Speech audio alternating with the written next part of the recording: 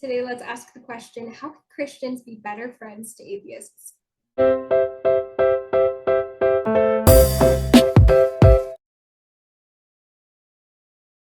Today, I'm having a conversation with my friend Gray Wilkin, and we're talking about this topic, this question. How can we be better friends to each other as Christians and atheists? Specifically Christians, what can we do?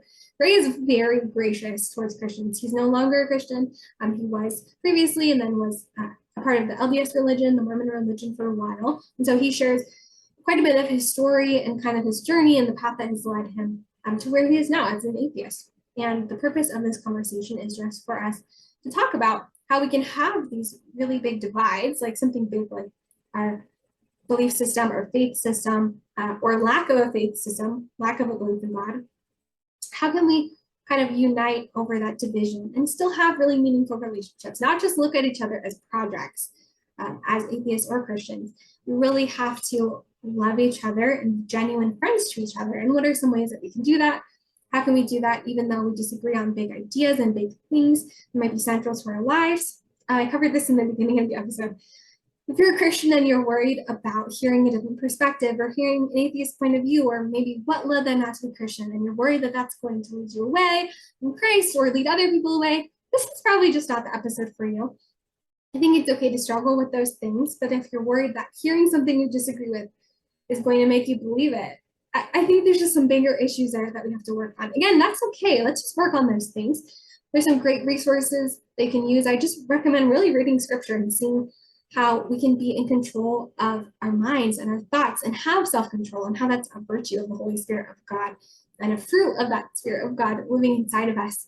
And so we don't have to live in this fear of having different opinions. And also, it's not that we have to agree with everyone who we disagree with. We just can't, we can't agree with everyone. And if we believe in one central truth as Christians, then of course we're not going to affirm everyone who has a different belief if we believe one thing's true. But how can we still love those people? How can we still have meaningful conversations about the things that are important to them, about spiritual topics? If we don't look at people just as projects, which we shouldn't, how can we still be involved in their life if they don't even want to talk about spiritual things anymore? I'm sure someone will bring up the point of, why didn't you share the gospel in this episode? Well, Gray grew up as a Christian in my youth group. I've heard Gray's testimony before. And so I think that this conversation is a lot more productive for us to have a more meaningful friendship and have a lot more open roads to have conversations about spirituality and about Christianity and about things that are important to us in our own spiritual journeys. And so I really hope that this is a meaningful conversation for people on both sides. I really hope that it helps us ask these questions. How can we be better friends? How can we do better at this? And I think more than in any other episode, I probably have a lot of critiques for Christianity. Like I say quite a few times, it's not about tearing down Christians. It's not my purpose. I wouldn't belong to the religious group or the faith community of Christianity if I didn't believe it or if I didn't want it to succeed.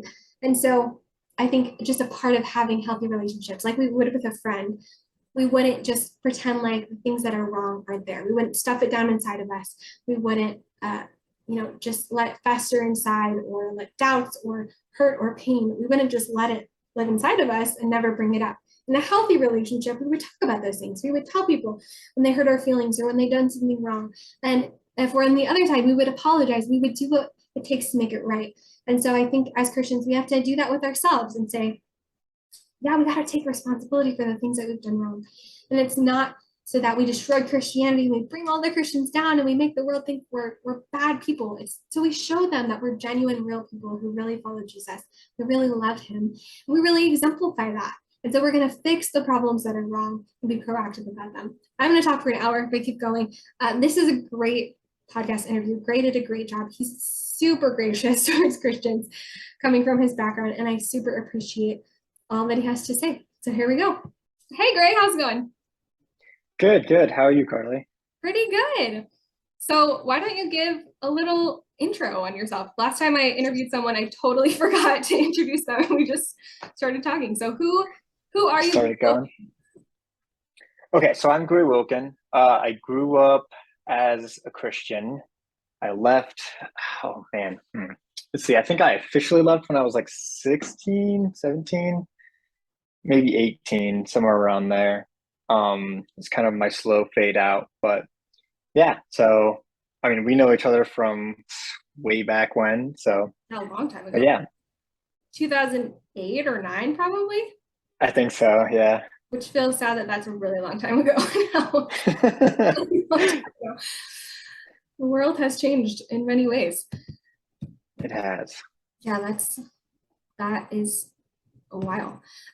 Yeah, so the reason that we're talking today is because we're asking the question, how can Christians in particular be better friends to atheists? How can Christian and atheists have more meaningful friendships? So you'll kind of share some of your story, hopefully, and we'll kind of get into like some of the specifics about maybe the ways that Christians can represent themselves better or represent what they believe or say that they believe better and those kinds of things, and how we can have more like meaningful friendships with people that we disagree with. But first, I'll give a caveat to people who are listening, because I know there's some people who will be like, why are you talking with an atheist? Aren't you afraid that people will hear this and they won't be Christians and all these things? So to those people, I'll say, if you're afraid that listening to an atheist will make you not a Christian, then probably don't listen to this, would be my first recommendation, my first piece of advice. Also, if you feel like listening to people that you disagree with will like change your mind, like hearing anything is going to make you a different, like have a different belief system, there's probably some deeper problems there, like with your beliefs. And that's okay if you have those problems. But again, it's like, maybe this one is just not for you. And also, we just have to be better about listening to people that we disagree with and having conversations with them. So that's kind of the caveat I'll give on this before we start. Yeah, go ahead. I would actually like to throw a caveat in there too. Most of this is going to be talking from my personal experience. I am one atheist in a very full, diverse realm of atheists. So I can't speak for everyone. In fact, it's probably some of my opinions that I will give in this podcast will be very different. And I would probably get into arguments with other atheists about. So take it for what it's worth and a grain of salt that it's just, this is my story. These are my opinions. I'm going to definitely do my best to not offend anyone. I'm not here to try to pick a fight by any means, just to try to explain our side of the story and what it looks like from our side of the field. So that's my goal. Hopefully none of this is offensive. And I'm going to really try to make it so it's not, but yeah. Yeah, that's so good. And it's good for Christians, I think, to think about that, because there's so many different like varieties, denominations of Christians. And I think people think of atheists probably the same way, like, you know, a little bit uninformed that there's like all atheists believe one thing and that of course isn't true.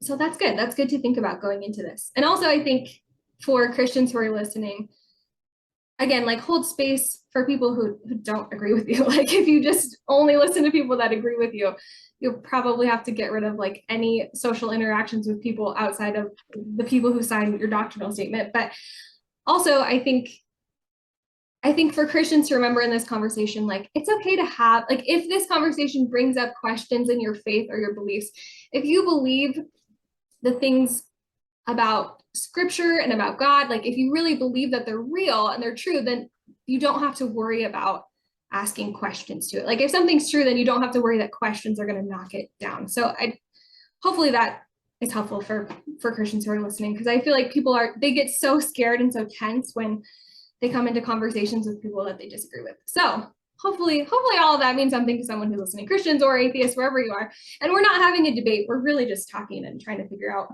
how can people be better to each other, because people in our world are not great to each other right now. So especially for Christians, if you say you represent certain values, we want to be better at actually representing those. So this is actually funny because one of the notes that I made on a question I'm sure we'll get to at some point, but this particular piece pertains is I wrote down kind of a comment is I feel like a lot of times when people come and try to talk to each other, it's seen almost as like two battle commanders meeting on a battlefield to like, you know, negotiate a peace treaty of sorts, when really it should just be like two friends meeting for a lazy Saturday afternoon brunch. Like that's kind of the air, at least that's what I'm trying to develop here today as well. Yeah. Is I don't want this to be oh, you know, I'm representing my army and you're representing yours. Right. More of just hey, let's have a conversation. Yeah. I think as I've gotten more like, okay, if I'm gonna believe Christianity, like let's be real about this and really like get into it and the hard things. And I feel like as I've been on that journey, it's been like for me understanding, and I'm sure we'll talk about this more as we kind of go through these points as well. But I feel like there's just much less of a need to like let's destroy all the people who don't agree with us in like a really good argument. It's like, well, actually, let's not abandon all the values that we have or the teachings that we believe we should follow in order to like win an argument. Like if we're really followers of Jesus, then we should probably be all the things that it tells us to be, like loving and kind to people that we disagree with and all of those things. So yeah, I think that's good. If you want to hear a debate, this isn't a debate. So also not a great not a great podcast if that's what you're looking for. But I'll let you go in and share as much or as little as you want about your story, like maybe your background with Christianity, and then you have a really unique story of kind of going into Mormonism for a while as well, and then after that. And I really don't know a lot about like the rest of your story after we were in youth group together because like I feel like a lot of people that we were in that youth group with and a lot of our friends, we were all like really bad at keeping up with people who weren't in our church any longer. So we Oh, definitely. like I really don't know. So I'm interested to hear all of that. Yeah. So, as you said, grew up Christian. We went to kind of bounced around from a couple different churches, did a stint at the Baptist church in Hurricane. And then obviously through my teenage years, ended up more in the Southland realm, down in St. George. Which is like evangelical, So non-denominational. Non-denominational, born again Christian. So I did that until I was about 16. At that point, I started attending like public high school. I was homeschooled up until then, and kind of started putting my foot out in the secular world, especially as we were taught then, which was very different, obviously, because I was homeschooled and almost all my friends were Christian. Every circle I ran in was very Christian. And so then meeting people that are outside of that, and most of them being the prominent religion of this area, which is the LDS religion, which is how I met a girl,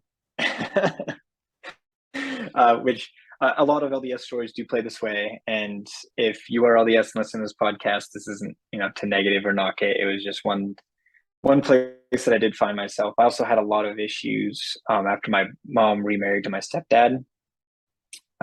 Once again, I was 16 at the time. My biological father had been practically out of the picture and not very engaged in our lives. And so when she remarried, he was like, "Hey, I'm your dad now. I'm involved in everything. I'm here. I need to know all these things." And I was like, "Yeah, screw you, man. I'm doing my own thing." And one of the biggest gouges I could see for them was joining the LDS church. And so it took me actually a while and quite a bit of therapy to figure out that it wasn't just for a girl or my own personal, adventures, but a lot of it was to, and essentially flip the biggest middle finger I could find to my mom at the time and my parents. And so I did that for, I don't know, about a year. And I was like, these are a lot of rules. I don't think I'm about this. And stopped kind of participating in that. Wandered a little bit back into Christianity. I was missing a lot of that community. There's a lot of, as we'll talk about when we get into your stuff a little bit later about values, there's a lot of good values that the Christians have.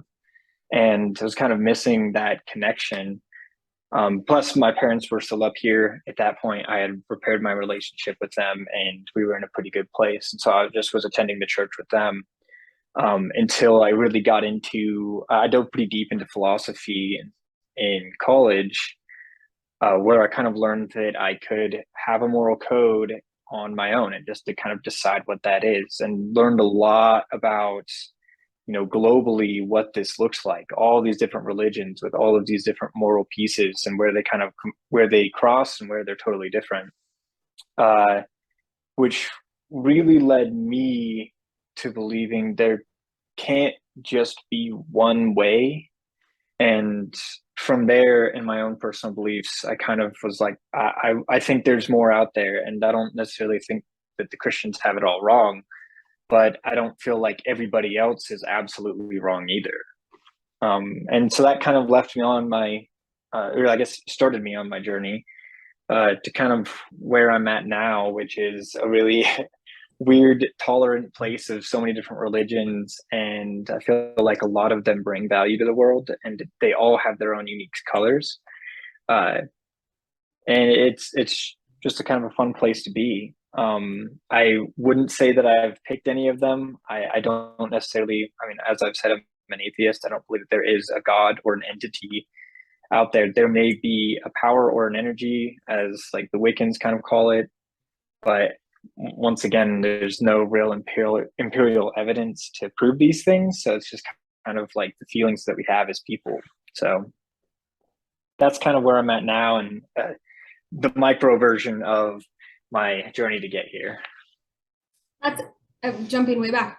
I didn't know that you had, it was like pretty brief, your time in Mormonism. I remember when, oh my gosh, this is so so cringy. I remember saying probably something terrible, like something just stupid and dumb. I remember you posted on Facebook like, hey, I'm Mormon now. And for some reason I thought that it was like you were like 5 years or something that you were attending like an LDS church or would identify as part of that belief system. But so looking back, would you say that you really didn't have like a strong belief in Mormonism? Or did you really resonate with it, and then it just got to be too many like codes and rules and things like that? I think the number one thing it was probably used for was to fill that void. Wake my computer back up so you can see my face. Sorry. Sorry. So I think the number one thing that I used Mormonism for was as I was leaving the Christian church and kind of trying to become my own person and find my own identity. They were very accepting, and I was kind of really moving away from the Christian side hard because of the relationship I had with my parents at that time. Right. So I really started my investigation at 16. I think at 17 is when I was like, I'm Mormon. But my mom wouldn't let me get baptized until I was 18. And then I was at training for the military. I'd say I left when I was 19. And so I got back when I was 20. And by the time I got back, I was like, yeah, this isn't my thing. I was attended on and off while I was in training. So I guess it was like a couple years, probably about 3 that I was really bought in. But only like 1 that I was actually really baptized for. So Interesting. Okay. So would you say when you started looking into, did you go like, okay, I'm going to look at all of the different belief systems, or was it just kind of like, I just don't feel like monotheism makes sense? Or like, did you go on a deep dive, like, okay, I'm going to look at like Buddhism and Hinduism and all these things, or was it just kind of like, I just feel like I don't fit into like monotheism anymore? it was definitely like it was a full on. I was exploring all of the things, kind of getting into and taking counsel from a lot of different people. There's a lot of. I'm up in northern Utah now, and there's a lot of people up here. You can find a lot of things. Like just the other week, my girlfriend's like, "Hey, some of my friends invited me to their coven of witches, so I'm gonna go with them and check it out." And stuff like that. So once I transition to the point where I'm like, I don't think I'm Christian, and I can't really represent Christians because I have these different views. Is when I really shifted away and was like, well, what's out there? What am I? Am I anything? Kind of deal. And philosophy really took me on a course through that as well. I took 2 different courses in college at UVU up here inside of philosophy. The first one just being like the general points of philosophy, ethics, values, how you kind of understand all those things. And then the second one was the global, it was, I can't remember, ethics and values on a global scale or something like that, where we talked about Eastern philosophy, how that was happening at the same time as like the beginnings of Western philosophy, and kind of where all those came from, what religions developed out of those things, which religions have these integral pieces of philosophies in them. And yeah, it was super great. I had some friends in the military who were Buddhists, so we talked to them like, just kind of really open up the doors all the way just to see what's out there in the world. So What if you could pin down anything? It sounds like there was like a lot of influences, but if you could pin down anything that was like the major reason for leaving Christianity, is there anything like one thing or a couple of things that you would pinpoint or? um as I said previously, I think the part that I really couldn't resolve was the this is the one and only way to a paradise or an afterlife or anything, and like everybody else is on the crap train going to the bad place. And I couldn't really resolve that in my own mind, and which led me to start kind of looking into what else is out there. So Was there I think any? if I had to Oh, put a pin on it, that would probably be it. Oh, sorry. so sorry. I'm so sorry. I'm really bad at interrupting on Zoom. So if I interrupt you, just finish your thought. Um, what was there anything that was like apologetics wise, like I can't reconcile like the age of the earth or something like that? Or was there any like Christians are like the behavior of Christians or anything that influenced it? Or was it mostly like what you just said? I think it was mostly like just the logical pieces inside of my own brain. I didn't really have any majorly negative uh, interactions with Christians. I definitely saw stuff that, the church did or the church body did or the church leaders at the time decided to do, in which they were all people doing their best and everything. But there was stuff like that that happened that I didn't agree with. Um, but I wouldn't say that's why I left Christianity. Okay, interesting. So what would you say was the general um how did people react? Like specifically Christians in your life, how did they react when you said, "Hey, I don't think I'm a Christian anymore"? Um, so most of well, not most, my parents and I think like two of my siblings are still Christian, and that's including my step siblings, which in total of us there's nine. So out of a lot of us, there's not a lot of Christians left, even though a lot of us were raised in it, which is total separate sidebar. But my parents didn't really take it well. Um, I think, I don't know. My mom said this to me so many times. It's like, I may not agree with you, but I love you.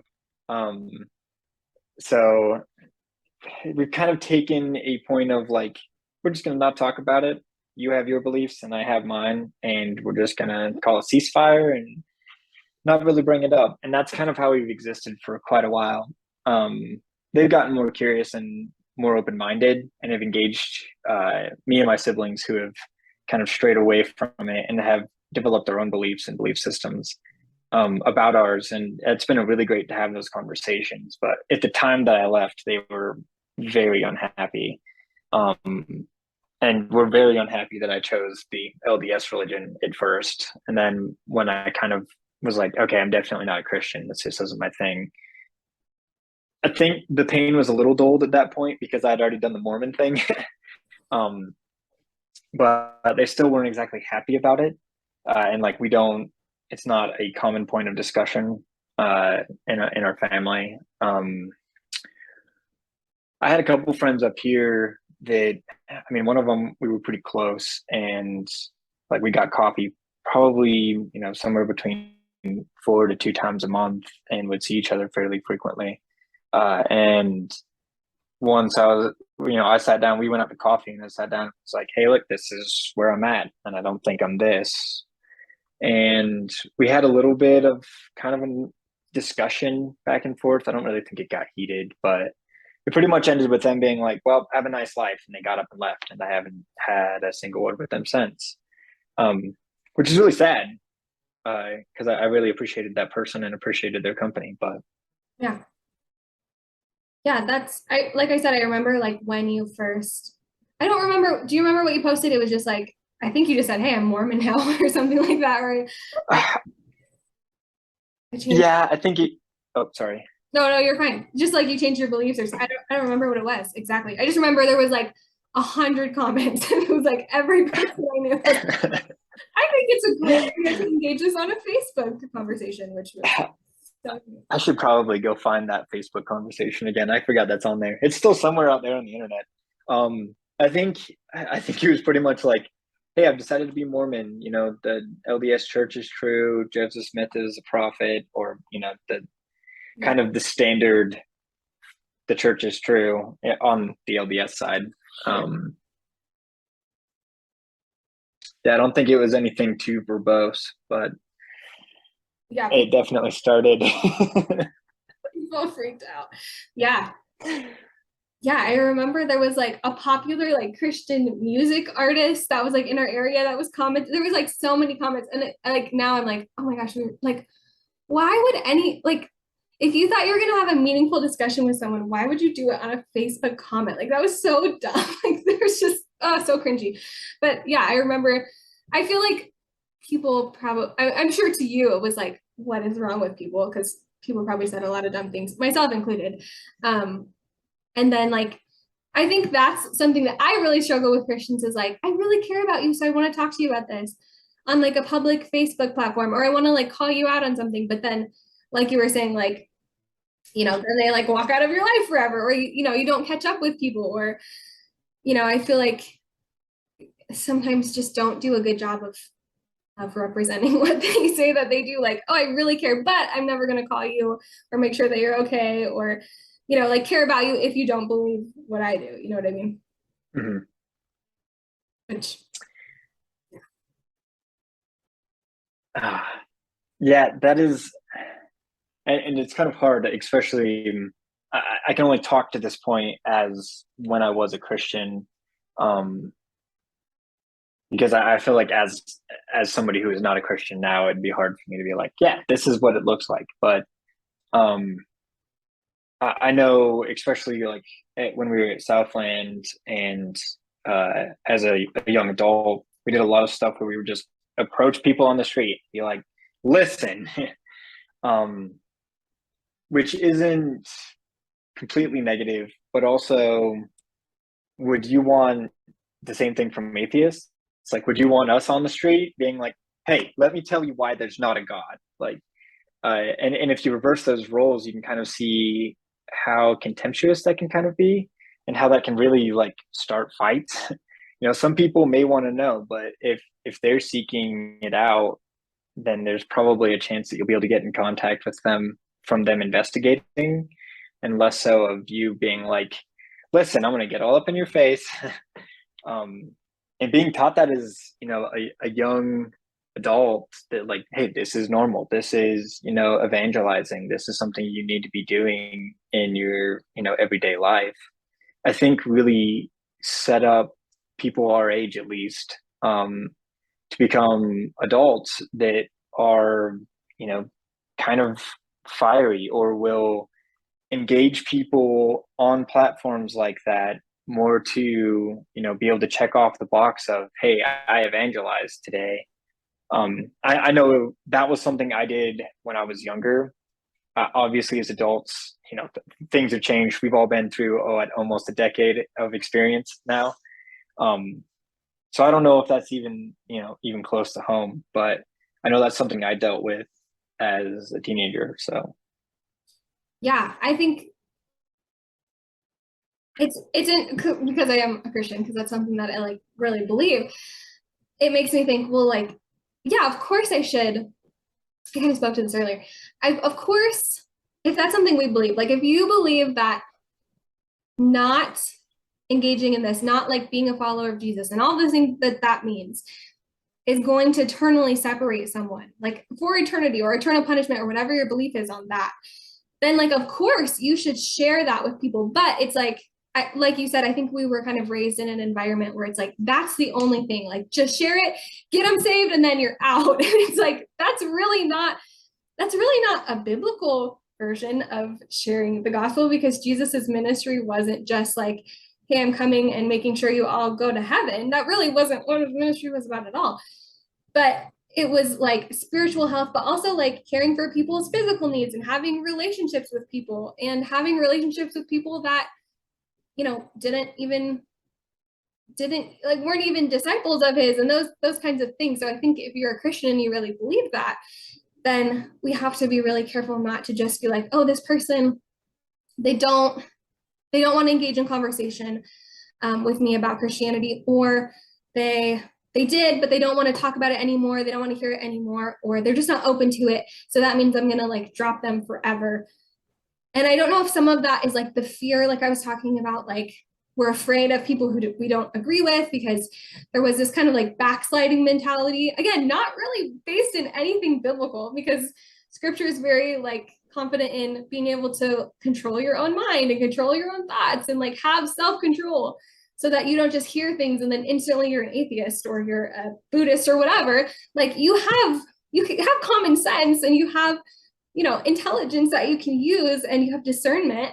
And especially if you think that there's a Holy Spirit that you're submitting to who's like helping you with those things, then we don't have to be afraid. And also, we shouldn't just dump people, even people we don't like. Like we should really care for them and invest in their needs and what they need help with in their lives every day, or like if they need a friend or whatever. And so I think that that's something that I've noticed in a lot of people. It's like they look at people as projects, and that's a problem. That's what I was about to say. I think, and the root of this, I believe, comes from you start a relationship, or you start talking and engaging with somebody to the point of, are you Christian? And if not, I'm going to help you. And some people don't want help. And that has to be okay, because you can lead a horse to water, you cannot make it drink. And I think because people operate inside of this mindset of, we need to help them, and therefore I'm going to make friends so I can help them. And then as soon as you're like, hey, that's not for me, they're like, well, you can't be helped, you're a lost cause, and they move on. Yeah. Which really is dehumanizing. Like I have a lot of great values that don't revolve around being Christian. I have a lot of unique experiences. I've seen a lot of the world. Well, not a lot of it, but I've seen a couple pieces of it. And to be like, well, you're not Christian, so nothing you have is any worth to me, is very degrading and feels really bad. Yeah, that makes sense. It's like, it's so weird. It's so weird that that's a belief that Christians have adapted, because I genuinely think it's really contradictory to like biblical values and teaching. So it's just weird that that's something that we've adopted. And I think it's like a very American Western Christian idea, like having spent time with a lot of Christians who aren't from America and don't have a Western modern understanding of faith like we do here. Like it's so specific in America. And I think that, plus just our culture in general, that's very much like, just has a hard time having meaningful conversations with people they disagree with, not even on religion, but on anything. And like being open to hearing people, not just critique, but like just hearing other people's perspectives or ideas. And I don't know, I think we're just really setting ourselves up to fight, like really just fight and not be friends and not have good relationships, and just, I don't know, it's really not productive in any way or good for us. Like it's really not good to never hear, of course, never hear other beliefs, but never hear like criticism about your own beliefs or about yourself. It's just, it's not healthy. It's not good for us. Yeah, no challenge leads to no growth. And I definitely agree with you. I feel like tolerance, especially in the world nowadays, is at an all-time low. And if you're not getting told exactly what you want to hear, or your own beliefs or something you agree with, it immediately means that you need to pull out your guns and you're going to war, instead of being like, oh, that's interesting, please elaborate on that. What is your perspective? Because you have a brain, and I believe you can use it. So like, what does your brain think? I might not agree with you. I might think you are absolutely crazy, but it's still interesting to hear your perspective, and I can engage you on points of that, and we don't have to like hate each other afterwards. Yeah. And I feel like that's just, there's not a lot of that in the world anymore. Yeah, there's a really good book by Jonathan Haidt called The Righteous Mind. I'm probably botching all these names. And there's also a book that he wrote with Gray Wilkin called, I have to look it up now. I just finished reading it. I can't remember what it's called. It's called, The Coddling of the American Mind. It's a really good book, like super good book. I think they're both atheists, if I remember correctly, or one's an agnostic or something. But I recommend everybody read that. It's just kind of about that. Like it's just that how people's mental health has declined and how people's just the way that they interact with other people in the world on college campuses in so many different scenarios, how us like kind of ultra protecting ourselves to only hear what we want to hear, and social media only showing us what we want it to show us, and like all of these things, it's just really harming us and really harming our ability to not just have like empathy for other people, but just have any kind of meaningful relationship, because we're just kind of like just picking and choosing deliberately what we want to hear and what we want to be true. And it's just, that's just not helpful for us. And so, Oh, definitely. And like this is a whole nother, once again, a whole nother rabbit hole that we can get into. But I've been in the tech industry for almost a decade, and when you start looking at the algorithms behind a lot of these social media sites, their whole goal is to get you to click on more things or have you be on their site longer so that you can see more ads, which makes more money. Which means that if you say, hey, I like this specific thing, they're going to give you more of that because you're going to keep clicking on it or stay on their site, which creates this essentially wind tunnel effect of you get stuck in this one thing. And I'm sure if anybody on here has ever used TikTok, you'll find that like you see one thing, you're like, oh, that's interesting. I like motorcycles. I want to look at that. And then all of a sudden you find yourself on Motorcycle Talk, and 3 hours later, and the world's gone by. yeah, and with more because important things like politics or like COVID or like whatever, it's like people are only hearing what they want to hear and hearing why the other people are the worst people ever because it's the content that they want to hear, so it keeps them on the app, which is genius but also terrible. And there's a lot of studies that are coming out about why this is like seriously messing us up, and especially like, man, poor Gen Z, they're really in for they it. just got becoming adults in such a dualist world that, like, I don't know, it's Makes me scared to have kids for certain. Oh my gosh, I'm like, terrified.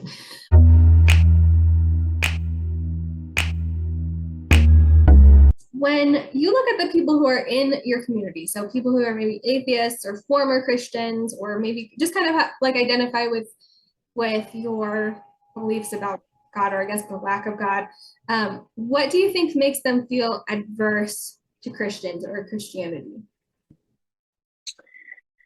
I would say I think the unanimous vote across that is trauma or pain. Um, Most everyone that I talk to that has left some sort of religious community has kind of hard feelings about that, or had really bad experiences while either attempting to make their transition to find their own identity, or uh, actual like terrible experiences with individuals in that community, which led to them running the other way. So I think that, I don't know, that's kind of a hard one because each individual's experience is so individual. Yeah. It's, you can't really say, oh, as Christians you guys are doing this and it's hurting everybody's feelings. But there are there's things. good in sorry, what? There definitely are some things though I feel like we really gotta get a handle on. Oh, by all means. But I mean, it's hard because, as with every community, there's good and there's bad people in it. Yeah. And how to tell the good ones from the bad ones, or how do you blame somebody and be like, hey, you did really traumatic things to somebody? Right. I mean, obviously there's specific experiences. Oftentimes those fall underneath judicial law, but sometimes it's just like things that when you interact with people are really harmful.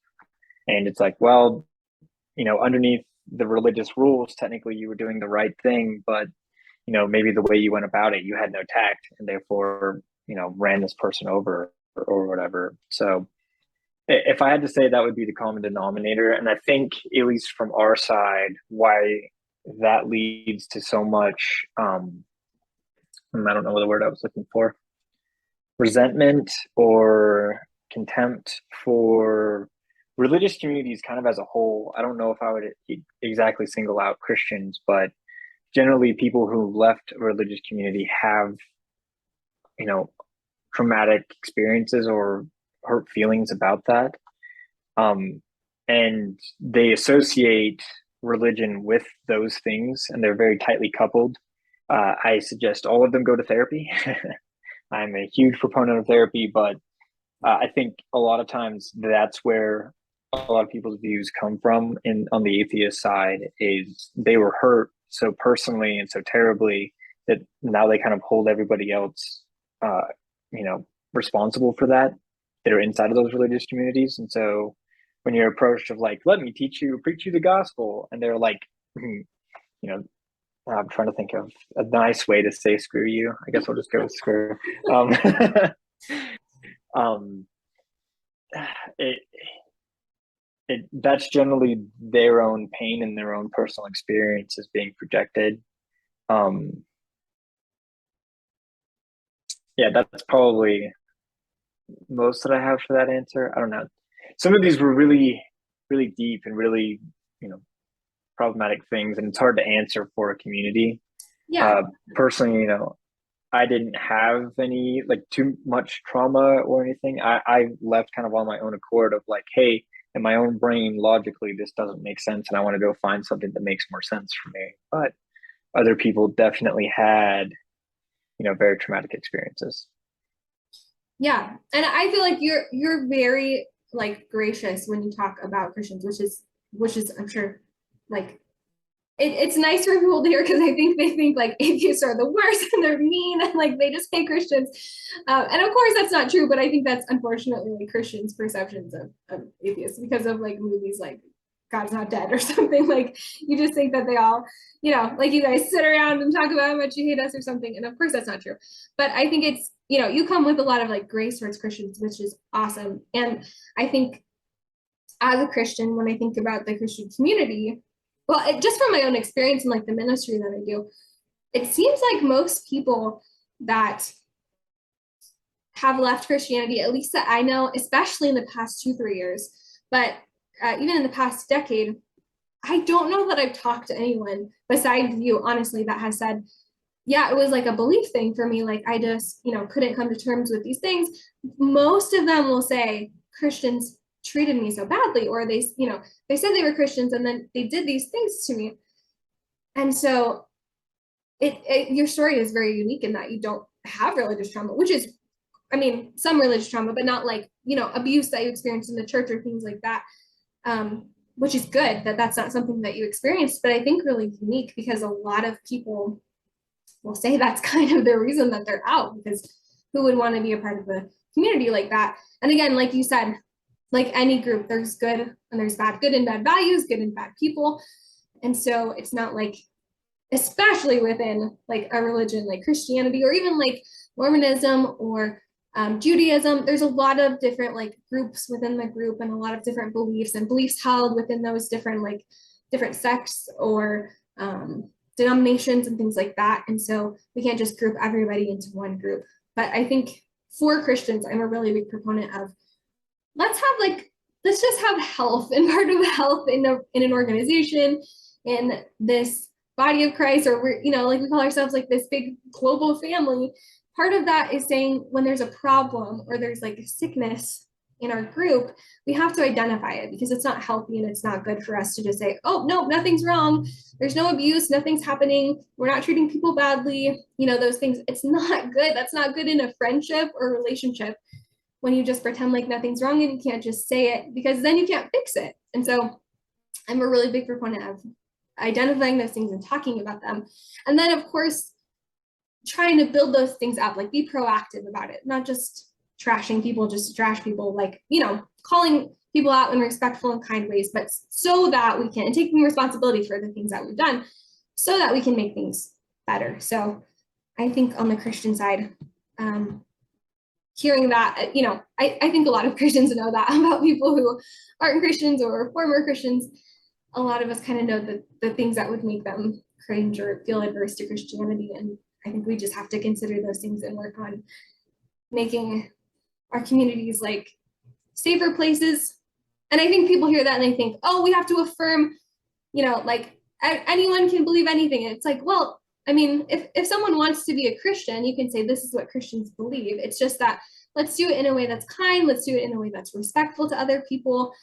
You know, we can state what we believe and state that we believe one thing. It's just like, let's have healthier communities and healthier ways that we interact with people and deal with the problems that we have. I feel like a good way to maybe represent this, and I'm going to take it military because sometimes it's just how my brains work. But just because I decide to teach some of my friends military tactics or what the military does or military doctrine doesn't make them in the military. And I think that's the same way on both sides of this. Just because you want to talk about Christianity, talk about the Christian doctrine, understand, your own personal relationship with God, and we discuss that, doesn't make me Christian. And vice versa with atheism. Understanding where somebody's coming from, talking about where they're at and everything doesn't have to be taken as a personal attack. It also doesn't essentially mean that you're being, pulled into that community. That's still a choice by that individual. Yeah, absolutely. Yeah, those are really good things to think about for both sides, but really for believers who, just gotta, I think what I'm hearing from a lot of Christians right now is that a lot of people feel discouraged because there's so many things that are, some people feel encouraged that like, oh, finally these cases of abuse or just things that are not being handled well in the church or the way that we're doing church. It's so good that these things are being called out so we can change them. And then there's another side that they feel really discouraged. Like, it just feels like everybody is like trying to tear Christians apart and they're trying to bring these people down. And I think we just have to recenter sometimes. And just like I was saying, like, if we want to be healthy, we have to identify the problem. If we want to grow, we have to change and those kinds of things. And so I think part of being better friends to people that we disagree with is being able to grow. And yeah, I'm just repeating myself over and over, but just not be bad people, no. You're totally fine. And my dad actually did a TED talk about diversity and how diversity in total makes us stronger in pretty much every aspect. And he covers a bunch of stuff inside of his TED talk. I won't try to bring everything back up, but I think that's really important. And it's something that I know I've been struggling with to find in my own group of people currently is finding people with diverse thought, from my own. Because it's good to be able to ask, hey, what do you think? Where, you're an intelligent human being. I may not agree with you, but where are you at? Because that'll give me a better perspective of where I'm at. And by gathering a larger source, heck, maybe some of them have better ideas. Maybe some of them have some stuff that I haven't challenged inside of my own brain or my own beliefs or my own thought processes. And being able to accept those ideas, understand them and listen to them. You don't necessarily have to believe them, but accept them for who they are. And then look at the possibility that you could be wrong. And by the means, I'm not saying, hey, Christians, you should definitely not be Christian. And this isn't even just applied to religion, anything out there. Being able to challenge your own thought processes and say, hey, this guy said this thing, I found it interesting. I'm going to do some more research on that. Why am I thinking this way? What has led me to think that way? What have I been taught? What does the Bible say? What does my own belief system say about this? Okay, I'm reaffirmed inside of this, or, oh, I was actually incorrect. The Bible says something differently and I've been acting out essentially. And being able to critique yourself, which we haven't got to the values question about Christianity, but that is one thing that I think is valuable about religion in total is being able to take something and then introspect about it, reflect upon your own life on certain pieces, certain values, scripture, and taking that time. I think that's something that's valuable across everything. So, yeah, I think that's kind of where my thoughts were going is like critique doesn't have to be negative. Like there's a lot of critique towards Christians right now, but we don't. And I think you have to take critique, you have to look at it in the right light. Like if someone is just being a jerk to you and like they're not involved in your life, they don't really care about you, and they're just being rude or cruel, then like of course that's different than if someone that you're in a meaningful relationship with, or someone who really cares about, like if it's, you know, Christians who are being criticized by other Christians and it's like, we really want to make this better, we just have to identify this problem. That doesn't have to be negative. Like of course you have to identify the negative things that you're doing or that are wrong with your beliefs or whatever it is, but it's an opportunity to be better. And it, you know, like you said, it doesn't have to be necessarily in the lens of beliefs or religion, but for individuals, if we can say, what are the like not the loopholes, what are the holes in my beliefs, or what are like the counter perspectives or the counter arguments to this? Because like I really just think, especially with Christianity, people are so afraid to hear different different opinions, and not even just like outside of Christianity, just within the different groups within Christianity. We can just be so opposed to hearing other people's ideas, or like this person has a different opinion on, you know, communion, and this person believes it's, there's so many different variations of that. And I feel like it actually makes our argument stronger when we can listen to the other person and hear the like the holes that they poke in our argument and see like, okay, do they have any validity to that? Is there anything that's true about what they're saying? Is there anything about my belief that I really like can't support? And how can I make that better? And I think just in general, if we can learn to, it's hard and it doesn't feel good, but if we can learn to take criticism and make it something that helps us grow, it would just really help us improve our own personal lives, but especially our relationships with other people that we don't share the same beliefs in. I agree. And that kind of, like you said, the next question that we had was like kind of the pros and cons of values in Christianity, if you see any, and you just mentioned that one, but are there any other values that you see in Christianity that you think are really good, that are really positive, that you would want to maybe like teach if you ever had kids, or are there not really any values that you would carry through that are specifically Christian? Definitely. So like the golden rule of, you know, do unto others as you would have them done unto yourself is something that actually, one thing that we followed inside of our philosophy class was like, it's very prominent in a lot of different religions, and it's kind of a cornerstone for a lot of ways that people choose to build moral codes to interact with other humans. And realistically, I think it's just a great rule over and all, right? Like being decent to other humans. Yeah, I know at least in my own beliefs, the only things that we can prove is like right here, right now. We are two human beings having a conversation. We both have thoughts. We both have emotions. And, you know, there's a certain given future that we know we're going to be into.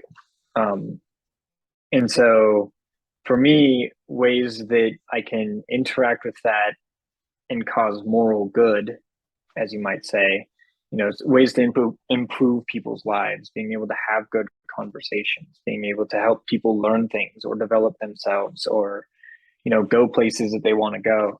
Those are inherently good things to me, inside of my own atmosphere. And so, you know, being able to do things as I would have done to me, being able to show kindness, help people out, those are things that I want done for me. I want somebody to help me out when I have to move, so I'm going to help them out when they have to move, kind of deal. And I think those are good things. As I mentioned previously, strong community. I think the Christians do have a strong community. Obviously, as we kind of touched on, there's good and bad in both of that. You know, there's good and bad actors in it, and you know, there's still people that I look up to, even as an atheist. You know, that I growing up influenced me before, you know, while I was still in Christianity, and they were just good people, you know, and to look down on them now just because they follow a religion, I feel like is very counterproductive. You know, in the end, they were still individuals making a moral choice, and theirs influenced me very strongly. They were people that cared a lot about me, and I learned a lot from them. So I'm not really going to, you know, hold it against them, as some might say that they're Christian. But yeah, strong community. And I experienced that as, you know, growing up. I had a lot of good people in the church. on that good sense of moral direction, you do have kind of a playbook, if you might call the Bible that, of, how to navigate the very moral, ambiguous world we live in right now. And I think being able to have doctrine to kind of fall back on and reflect on and stuff. I mean, even as an atheist, Proverbs has some really good stuff in it. There's just good life advice in there. And being able to understand that, I think, is important. But yeah, those are a couple of them. I kind of touched on causing introspection and being able to reflect upon your own life to develop yourself and learn about yourself and your own beliefs. I think is really important.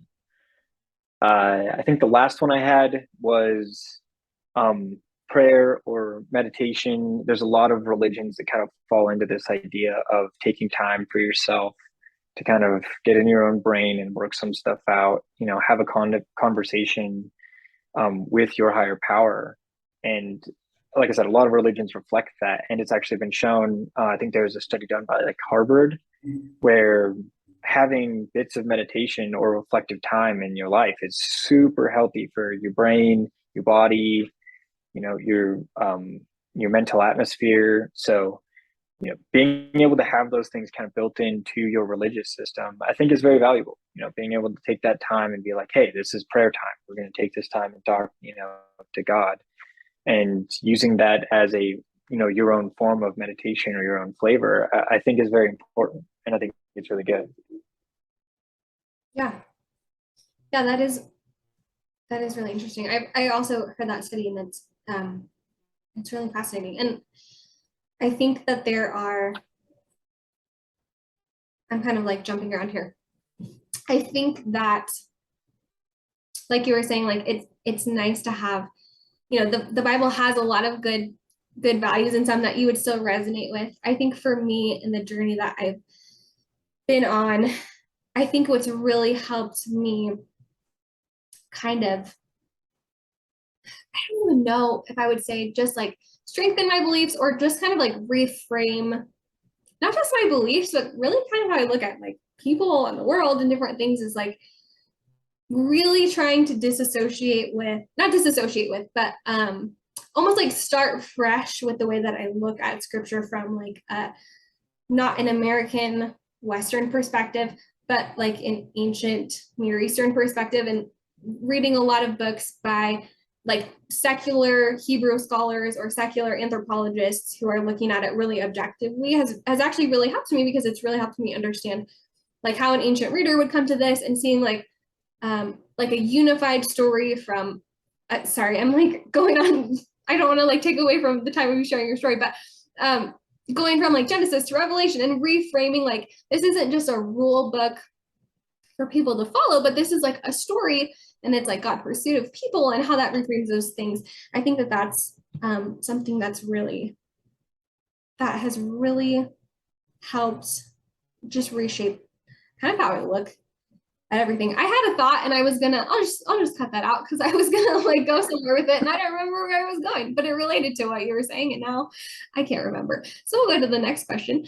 But so our whole conversation today is kind of about how Christians and atheists can have more meaningful friendships, and I think part of it is doing what we're doing now, is just having conversation without an agenda, and saying just tell me like your story and what's happening and how you got to where you are now, and of course being able to like both openly share what we believe and agree to disagree and that kind of thing. But beyond just talking, what are ways that you think in practice or just in the way that we have friendships, or are kind of like unified in friendship, but have opinions that majorly disagree on some points? How can people have more meaningful friendships within that context? I actually think, and this definitely came into light over the last couple of years with the political scenario that happened inside of the US. And for me, I had to kind of engage myself on this point of how can I have friends that have opinions that are so far out there, and compared to my own, and accept them for that. And I think one of the most valuable pieces for me was realizing that one opinion on one subject isn't a person. people are very nuanced. There's a lot of different reasons why they may even have that one opinion, and there's we're full of opinions. And so being able to say like, hey, I enjoy your company and I enjoy you as a friend for X, Y, and Z, and maybe we even just limit our friendship to that, and we only do those things together or whatever, and we maybe we both have the personalities where we get way too emotional about things, and so we're just accept that we're just not going to talk about it. You have your beliefs, I know they're not mine, and I have mine, and they're not yours, and then we do whatever we found fun, rock climbing or whatever it is. And I think that's valuable. We can still have those friendships. You don't have to have that communion over religious ideology in order to engage with people, and that's okay. And I feel like that's the biggest trouble that people have right now, is just being able to relate to somebody who doesn't have your same moral code, and knowing or believing that they're not immoral just because they don't play from the same playbook as you. In fact, you'll probably find there's a lot of people out there who are pretty decent people just doing it on their own, but if you don't ever accept that somebody can be it from outside of your religious atmosphere, then you'll never really know. You'll never engage with anybody. And so, I mean, besides talking is like, wow, to be friends with someone, besides talking, I feel like is just like you would be friends with anybody else. What do you do with your friends? If you like doing that, you could probably find an atheist who also likes doing that and add them to your group of people who do it, just to broaden your atmosphere. And then once you build that connection where you have enough trust between each other, then you maybe can get into more, ideas that are a little bit more spicy. You can really get into religion, politics. That's not something you really just hammer out with strangers most of the time. But I think the most important part is you can have a conversation from a place of trust. And I think that's really important, because a lot of people want to just, kick the door in on Facebook and tell you all the reasons you're wrong. And all that is going to do is make the other person defensive. And once you're defensive and you put your walls up, there's no real conversation happening. We're just both shooting at each other, and nobody really wins, because we both just walk away like, that was crazy, that was a fight. And nobody actually takes any of the things that were said during it real. And that's, once again, from my own personal perspective. But yeah, we haven't said a lot of definitive things here, but we can definitively say that if you just fight people on Facebook or their Instagram stories, it's probably not going to do anything beneficial for anyone. So you can chill on that, everyone. As a form, I feel like that's a part, maybe just like when Facebook first started, we were all like, yeah, this is a good way to have conversations, but also maybe a little bit from like the certain background that we were in, it was like, we have to defeat the liberals and also the atheists, and so we're going to do it on Facebook, and it was just like not smart in any way, or productive, or helpful, or kind. So let's just be done with that. What do you think? And I wrote this question down, and it's kind of confusing, and I tried to like redefine it, but what do you think Christians can do to represent their beliefs better, or represent their values that they claim to have better? So like, if we say as Christians, we follow Jesus, so we represent love and kindness and truth and those things, what's a way that we could represent that in the world better? Or maybe like, where are we failing in this area that you think we can improve? And again, it's like, we're generalizing a lot of people, but the Christians that in your life particularly. This is a really hard question, which is why I asked for clarification on it even. And I feel like it's maybe even a little bit loaded. I feel like it's hard to ask, essentially an atheist of, hey, what do you think about our values, or how should I be a better Christian?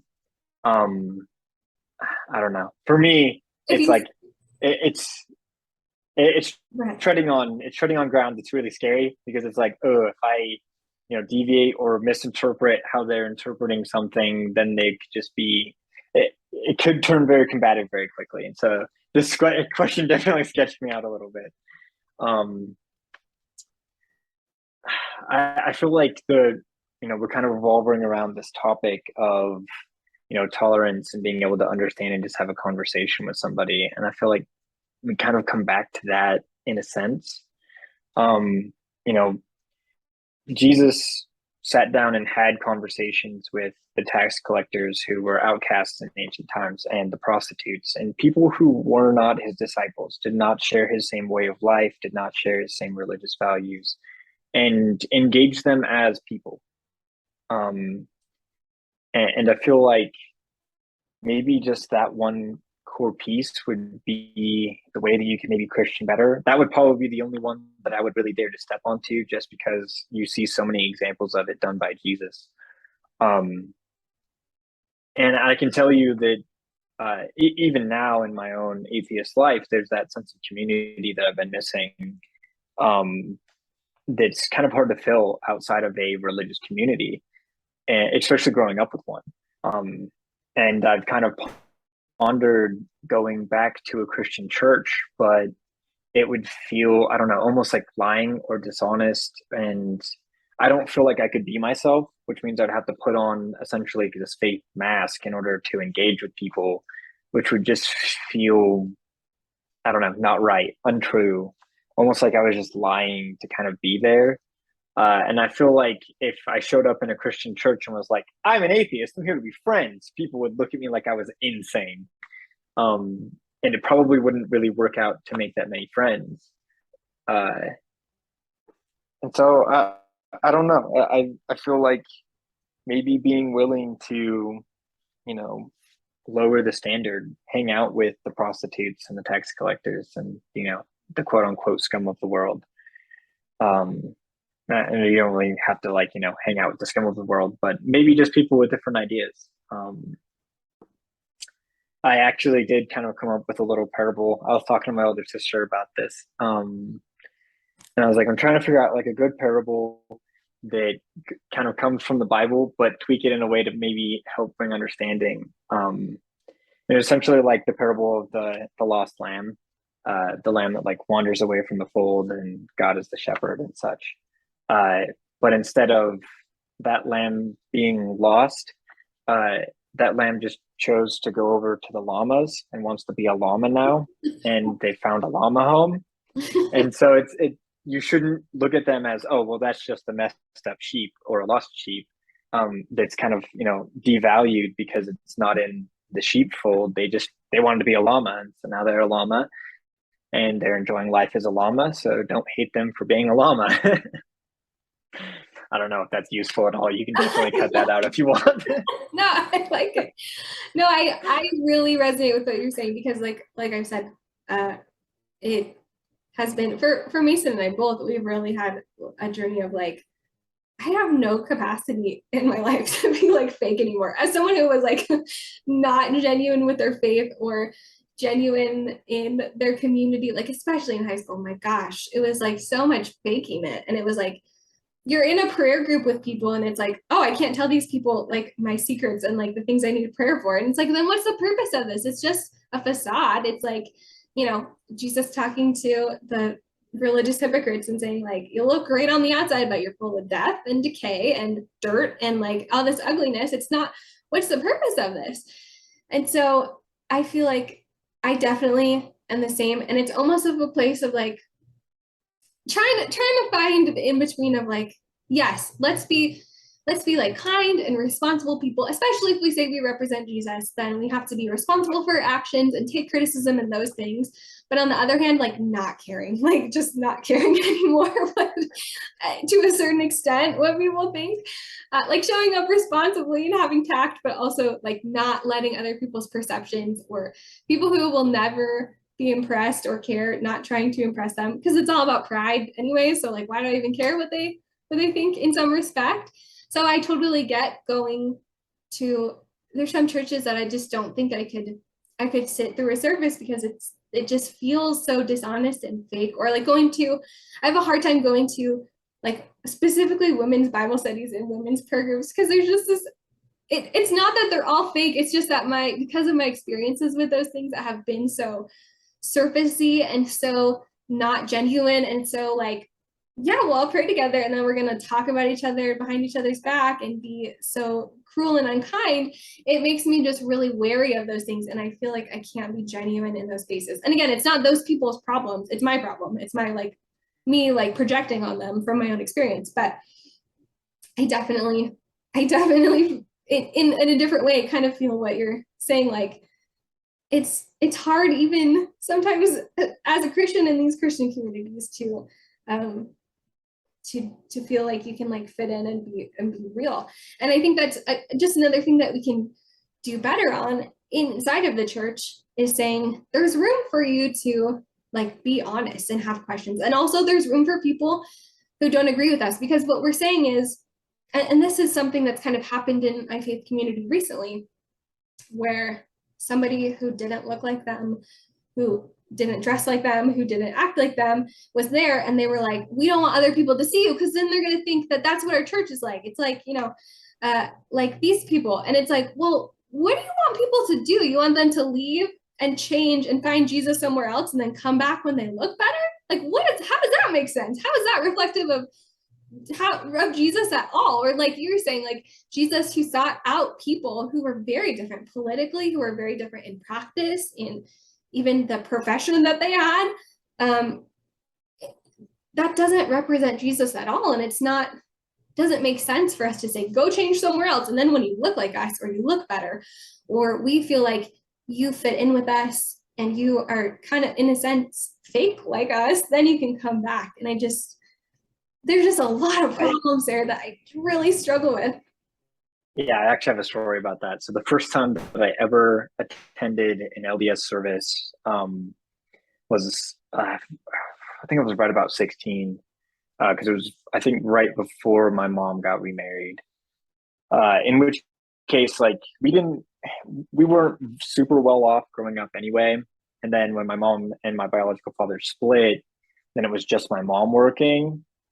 And we definitely were at a pretty rough point financially at that time. And I didn't have a lot of super nice shirts. And so, I was talking to my friends and they're like, yeah, come to church with us. It'll be super cool. I'm like, okay, cool. We'll go check this out or whatever. And they're like, yeah, just wear kind of whatever nice clothes you have. Like, it doesn't have to be anything crazy or specific. Just wear your nicest clothes, because they were also aware that I didn't have a lot of nice clothes. I think I had like 2 button-up shirts at the time. And so I put on this plaid button-up shirt, and I think jeans, because that was like the nicest clothes that I had at the time, and show up at this church. And during the all males service, elders quorum, the teacher got up on the pulpit and was like, young men these days have no respect and they show up wearing crap like this, and like pointed me out from the pulpit. Day one, I have no idea what's even going on. Everybody else is in their khakis and white shirts, and I'm like I have no idea. I'm being ridiculed and I have no idea what I've even done. Yeah, he definitely got a nice talking to by my friend who brought me that day. But either way, it just resonated with we want you to already look good when you're here. Yeah. So if you need to figure out how to do that, you need to go somewhere else and figure out how to do that and then come back. And it's, I think, unhealthy. Oh, definitely unhealthy. I can tell you I was not inclined to go back. Yeah, which totally makes sense. And I think people are going to hear this and be like, why do you hate Christians? I don't hate Christianity. Like I have never been more like real about my faith or the things that I believe. And it's just like, I just want us to be better. And I really want like cohesion and like consistency in our beliefs. Like, if this is what we say, let's take it seriously. And let's if we're going to be examples of Jesus to the world, like, let's be like Jesus then. Like, let's really do what we say. And so if people are feeling like attacked or like I'm trying to rain on your parade, I'm saying this as someone who has been those people, like the super judgmental, super legalistic, super rude people who would have said something like that back in my heyday of the queen of legalism. So I'm saying this from that place of like, gosh, we just really have to do better.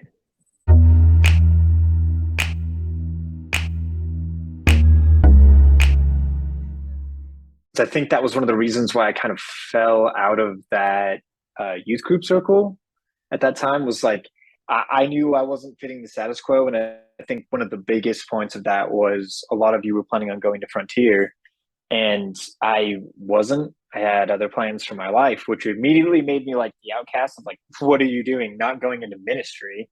Full-time, And sorry, what? full-time ministry, because that has to be you have to be a pastor to do that.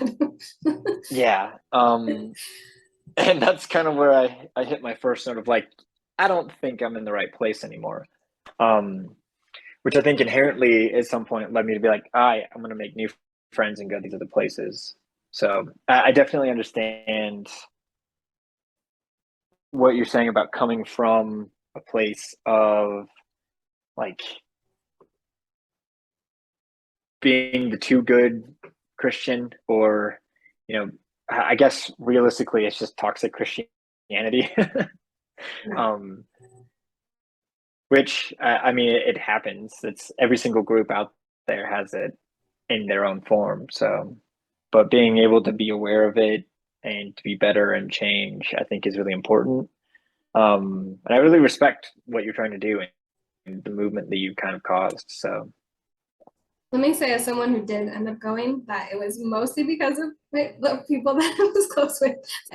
I feel like it's such an example of that, of like just faking it, because it was like, yeah, I do feel, it wasn't like a lie that I felt like, oh, I want to do ministry in some capacity, but I really didn't understand ministry in a biblical sense. It was like, I have to be employed by a church, and that's like loving people and ministry, and that's not really what I feel that means scripturally. I don't feel like there's a lot to back that up.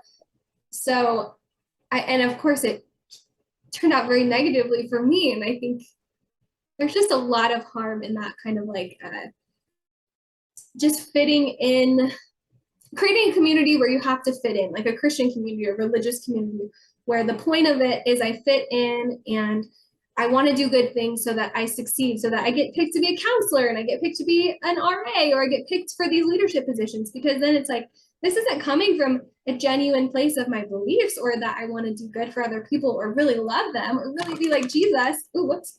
It's really like, I just want to like keep stepping up the ladder, which is really not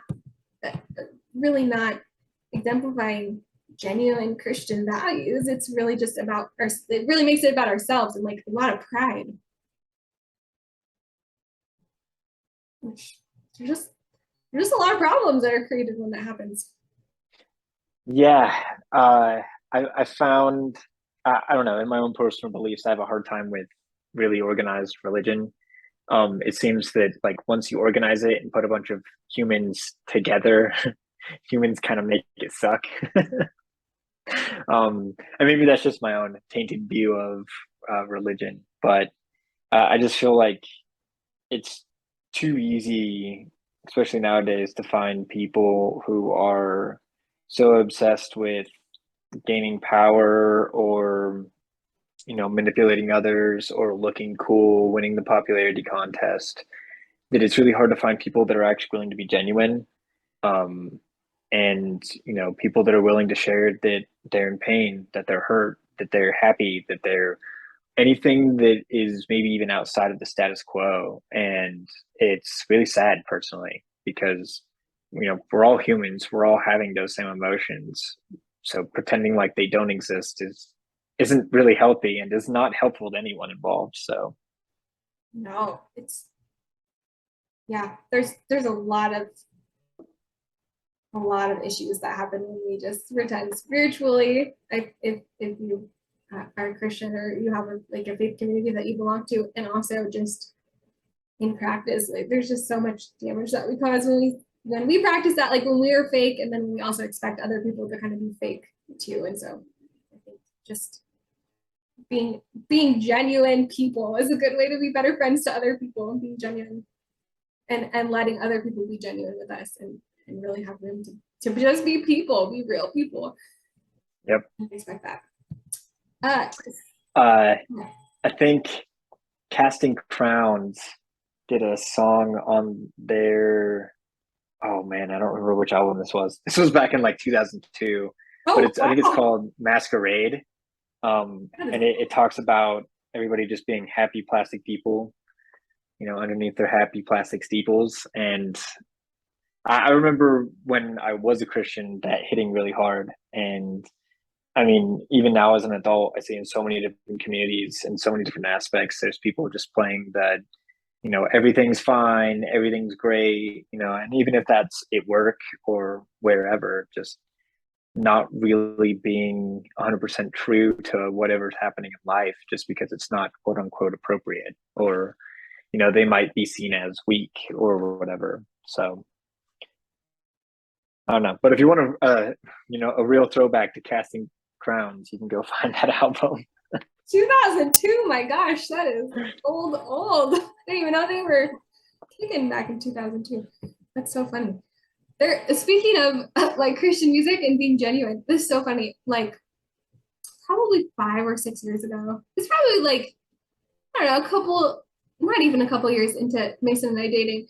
I remember him saying like, I turned on the like Christian radio station. He was like, I don't really like Christian music. And I was like, you can't say that. You have to like Christian music. You're Christian. And he was like, no, I really don't. And I was like, oh yeah, I guess you really don't. Like you can really be honest that you don't like this. I mean, there's like certain artists he likes, but it's like, I don't really love this like Hillsong worship music. And I was like, wow, I guess we can all be honest about this. And of course, some people, it's music preference, like you like whatever you want. But it's just so funny that we put these weird stipulations and weird expectations on people. Like, what is that even about? Yeah. Moving. Oh, go ahead. Oh, sorry. Well, I growing up inside of like the homeschool group, and then B, the subgenre of homeschool, which isn't a huge genre of being Christian. I feel like you were so isolated in with these, values, and you don't really see or understand so much of what is actually happening in the world. You just get this one little tainted piece that I feel like one of the reasons I actually stayed in touch with Mason was because, he was the crazy kid that had all the secular friends at high school and everything, and like was super edgy, at Christian camp. Yeah. And and so when I actually did leave the church, I felt comfortable enough just being myself because, Mason already had friends who weren't Christian. So like he knows me now from the Christian circles, but like I'm sure he'll be okay with me being myself. And he was. So, which is why we've kind of maintained, granted a distant friendship, but a friendship. So Mason is a really good person in general, but he's always been like really like we both had our journeys of like kind of saying like, oh, maybe our Christian like our beliefs aren't tied into politics and we should separate those things. Maybe, just like natural progressions in your journey and beliefs. But he's always been so good at like genuine, like really being what he says he believes he should be. You know what I mean? Like he's really good at that. And also, one thing that I wanted to point out, because we're talking about like this, how can we be better friends and like across this divide of like beliefs and relationships? I feel like Mason and I were talking about this too, that when Mason was sick, because Mason had cancer, we had a really hard time because there was a lot of people in the Christian community who were kind of those people who were like, I feel comfortable pointing out all these like, these flaws and these things that I'm seeing, or like, oh, you posted something a little iffy on social media. I feel like I need to call you out. And those people didn't really show up for him or myself, but mostly Mason in that time when it was like, he was like in a hospital for months with cancer and like going through this treatment and like this really brutal time. And you and our mutual friend Zane were one of like the really few people that showed up to the hospital, and like super meaningful to me, but really meaningful to Mason in that time. And I feel like that is one way that we can just be better friends to each other, is like just like really being there when people really need you and really, need people. There were people like Savannah and your older sister Tori and her husband, and there were a few people, Cassidy and Brady, who as well, who are like just really good, genuine friends. But a lot of people like we never heard from, and it was just really, I think that was really difficult within like a Christian community context where we kind of like pretend that we're all friends and we care about each other and we say that we care, but then we don't really show up for people. And so I think whether you're across the faith divide or not, that is something that's really meaningful, that can really make an impact on people when you just are actually there for them when, you know, when they need you. Definitely. I'm glad I hadn't really seen Mason in a long time, and then um, Zane, our mutual friend, was up here, um, and he was like, "Hey, man, did you hear about Mason and stuff?" And I was like, "Yeah, I heard about it and everything." He's like, "Did you know he's at the U?" And I was like, "No, I didn't realize he was like in the Salt Lake area." He's like, "Yeah, man, maybe we should go see him." And I was like, "Dude, let's figure this out." So I think that's when he messaged you. Um, but yeah, it was really cool, and it was great to see the two of you. And I'm glad that he's doing a lot better and has made his kind of healing. I don't know exactly where he's at. I don't want to make assumptions. Um, Yeah, he seems to be doing a lot better. So yeah, yeah, but yeah. yeah, I was glad to be able to go and see him just because I hadn't seen him in forever, and also yeah, getting cancer in your early 20s sucks. I think that definitely goes on the let's not do that plan. So yeah, I'm glad that we were able to make it out there and see him. But Yeah, I think just when you think of like what friends are, if we can all just be that for each other. Before I get into like kind of what maybe just some things for Christians to think about as I reflect on being not a great Christian or person in the past and what yeah we could do better, and I definitely want your opinion and kind of like your outside perspective and your unique perspective on those things. But before we do that, what would you say like what do you think of Jesus now? Would you say like, oh, historical person, not a historical person, admire some of these teachings, not those, or do you have any like strong opinions or not, or anything?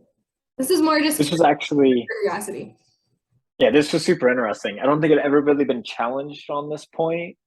And so I definitely had to sit down today and like do some very intentional thinking about like, what, who was this guy kind of deal.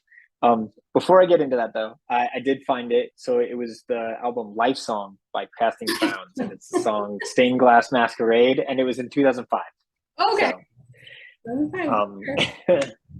but anyway, yeah, what do I think of Jesus now? I definitely think he was a historical person. I think he was a guy that definitely walked the earth. I don't think that, it was just some dude made up all this story. I think that he was an actual historical dude.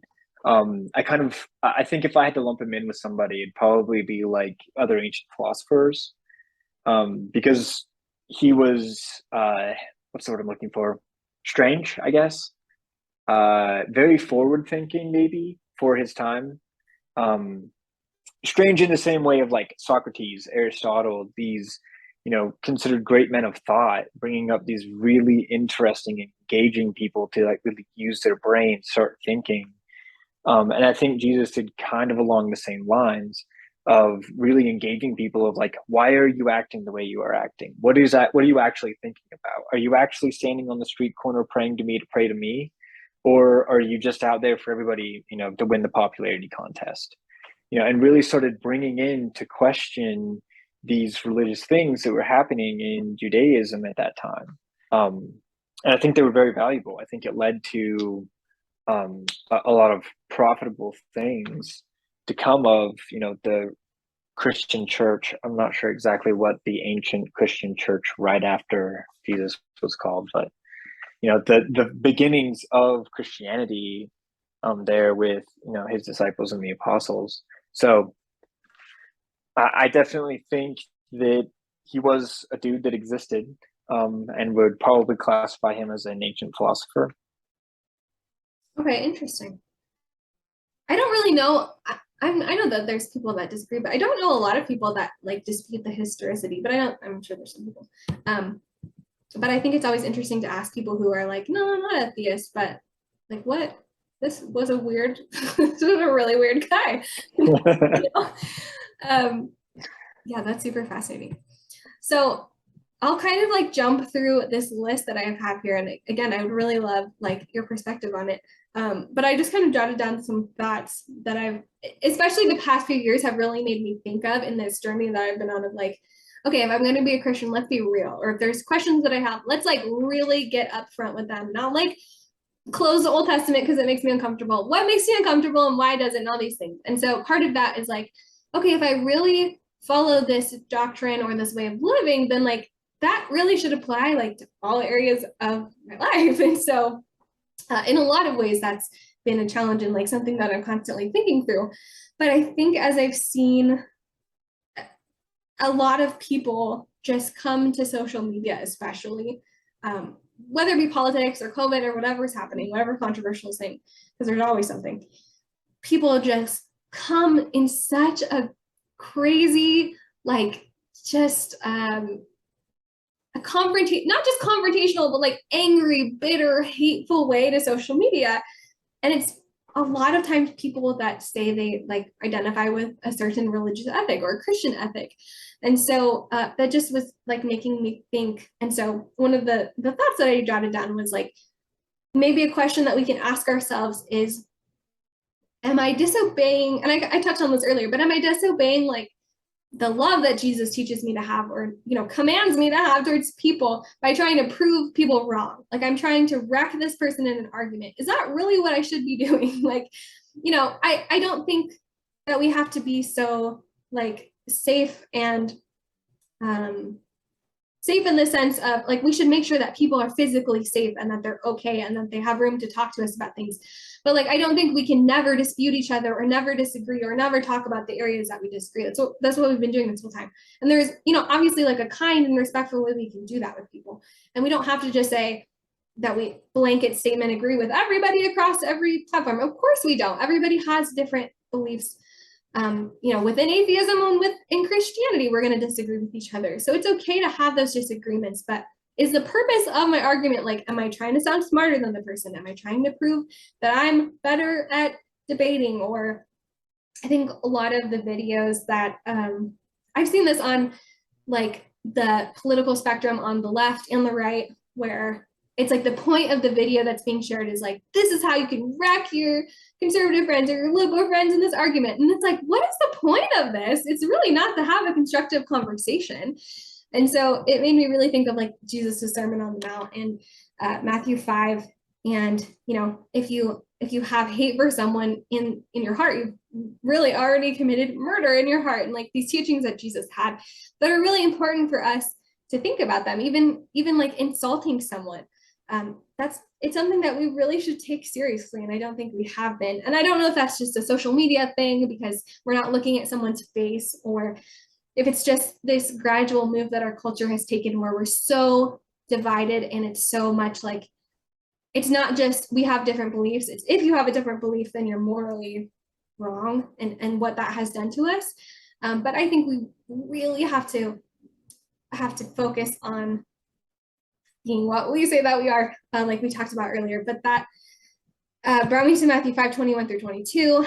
I think especially in that same vein of thought, if people are, because other people are going to be not great sometimes on social media. So if people are insulting us, if we're saying, yeah, I'm a Christian and I follow Jesus, is our purpose, are we seeking retaliation to that person? Are we looking to respond to them truly like Jesus would respond to them? Or do we want to make them look stupid? And I just think we have to be kind of honest about those questions. And, you know, in Matthew 5:30-39, Jesus says the whole like, turn the other cheek. And also, you know, it's not, we don't have to like retaliate the eye for the eye thing. There's a new way of thinking that I'm teaching you. And so it just really comes down to your intentions, I think. Like, is it all about me? Is it about pride? Is it about looking better? Or am I genuinely seeking to have a relationship and a conversation with this person that's meaningful? Am I genuinely looking to have a real relationship with them after? Or is this just like, we're looking to have a terrible argument on Facebook where I look like I'm the smarter person?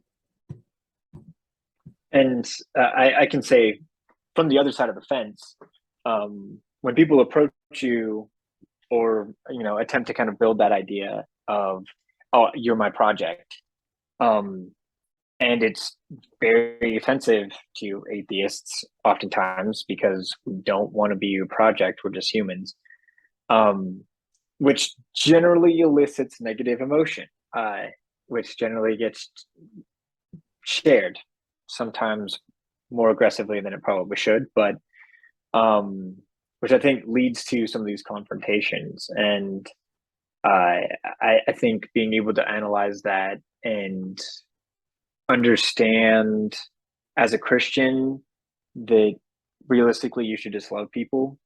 Right, that's kind of what Jesus gets down to, is you love people and you be a light unto the world by being an example and showing them Jesus's love. That's most people I know don't react negatively to being loved.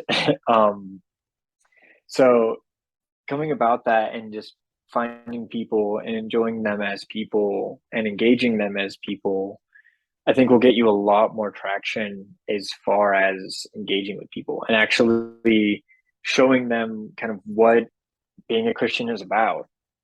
So, Yeah. And I think we have to remember, like, there's so many arguments, or I've seen a lot of people do this that just post like some outrageous and crazy stuff on like their, whatever social media stories or whatever. And it's trying to prove a point, like we should put God back in schools or something. But in the process of saying that, it's like all these other people are stupid idiots. And also, I hate this religious group that's not my group and all these things. And it's like, well, okay, I see the point that you're making. You really want to do something. But the way that you're coming at it and the words that you're using and the things that you're saying about those people are totally counteractive to the point that you're trying to make, or the mission that you're on. It's like you're really double-faced here. And I think it's hard when you feel really passionately about something, or in this world where it feels like people who disagree with us, they're all morally wrong. They all belong to this group that are morally unrighteous. And when we think about people that way, we just feel like we have to defend everything and we have to defend it really aggressively. And that's just not true. Again, it's like you don't have to agree with everyone. Of course, like both of us can't be right on the way that, about God. Like it's just not possible, in the sense that like we can't both be right if we disagree about something, but we can talk about it in a way that's not hateful and disrespectful to one another. I know that's kind of like you were saying that that might not fit into your beliefs, but like we have different beliefs is what I'm saying. So it's not that we're going to come to an agreement or we say that we all are on the same page. It's that we're just kind about the way that we're on different pages, because we can really disprove the point that we're trying to make the way that we come to the argument or the way that we come to the conversation. This is actually, I had a note written down, and sorry to derail your talking about your portion here. No. But I had a note written down, and this will probably, I think realistically, I would get probably negative feedback from atheists who won't necessarily agree with this. And then I don't think most Christians would agree with this just because doctrine. But like, what if we're all right? What if instead of using the word right as an empirical truth of being like, this is the correct thing, or this is the one that is, a true statement, and look at it from everybody needs to find their own way. And therefore, if you pick your way, and granted, you're not like, destroying other people or, going absolutely crazy and hurting people, then like your way can be right. If you want to be LDS, cool. You chose your right way. You're doing the right thing now. You want to be Christian? Awesome. You want to be atheist? Awesome. You want to be Buddhist? Awesome. And being able to say, you're okay choosing what is your quote unquote right. And obviously, I think a lot of people would disagree with me on a lot of points there, but that's something that I've tried to practice, is looking for the good in a lot of things, and also understanding everyone can have their own right. Because then if you believe it, then you're doing the right thing. And then if, I'm doing my thing, you're like, cool, he's doing his thing. Great. I think from a Christian perspective, the way that we can, like, for people who are listening to this conversation, who really hold strongly to Christian beliefs and who really believe in, like, essential truth and those things, is to look at the teachings, not just the teachings, the way that Jesus interacted with people, because Jesus never forced people to believe his beliefs. And it wasn't that he was saying, like, all of your different beliefs are like, the truth. If there's one central truth, then, we don't all have the same belief, and therefore we don't all have you know what I'm saying? But he didn't force people to follow him. And a lot of times when people came to him with questions, he answered with more questions and really led them into their own thought and their own process, and didn't ever force anyone to be a disciple of his. And I think that really speaks a lot to how we should be in conversation, be in relationship with people, and not just look at people who don't believe our beliefs as projects, but look at them as real people who have value. Because especially if we believe what we say we do, then we believe that all people are made with inherent value. And so we have to really treat them as that, and really make sure that we're not, I can't think of the right word, not giving people a bad taste, or a lack of a better phrase, in their mouth of Christians because we're forcing them, or the way that we're trying to make them believe that we believe is just really not a practice that Jesus would have. And really let people, really let people choose what they want to. Because I think if we force people, or we exclude people who don't agree with us and that kind of thing, then we end up falling back into that same pattern of Christianity that we were talking about earlier, where we're faking it, where people aren't being genuine, where people aren't being real about maybe the doubts or the questions that they have, and it's just all pretending, and that's not doing anything good for any of us. And so at the end of the day, we're going to land on different pages, but it's just coming to that with a lot more open hands to let people go where they're going to go. And still, we're on different pages, but again, it's like we're coming at this in a way that's loving, and in a similar way that Jesus interacted with people. There's a lot of people that think that one of Jesus's disciples, Judas, wasn't like a genuine believer, that he was the Son of God. And I don't know if there's a lot, unless I'm missing something, I don't know if there's like a lot of scriptural basis for that. I think it's kind of like a tradition that people have for the most part, but or maybe how Judas reacted after Jesus was crucified, or whatever. But I think if we look at that, okay, if you really believe that he wasn't a true believer in Jesus included him in his ministry for 3 years. Like, he was one of his main guys that he spent time with, and he had meals with, and he was in community with him. And so we really don't have to just drop people or treat them badly. It's not an excuse to treat people poorly, because we are going to land on different pages at the end of the day.